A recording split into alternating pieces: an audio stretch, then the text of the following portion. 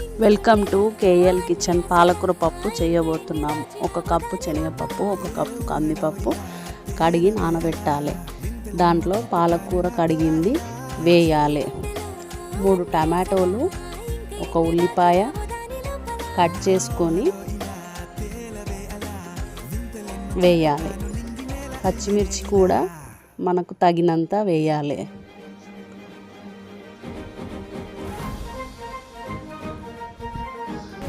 Spoon కుక్కర్లో వేయాలి.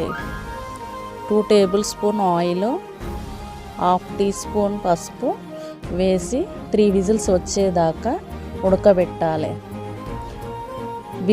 మూత తీసి దాంట్లో కారం, ఉప్పు వేసి మెత్తగా రుబ్బుకోవాలి. స్టవ్ మీద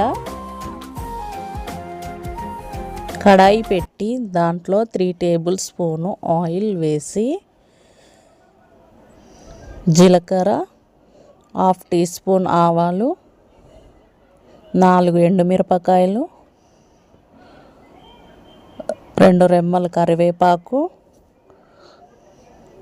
1/2 టీ స్పూన్ ఇంగువ, 1/2 టీ స్పూన్ పసుపు, శనగపిండి వేసి కలుపుకొని తాలింపును పప్పులో వేసుకొని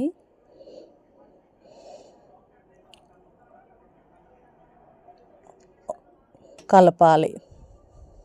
మనం 1 గ్లాస్ వాటర్ పోసి కలిపి కొద్దిసేపు ఉడకనివ్వాలి. తర్వాత పాలకూర పప్పు రెడీ.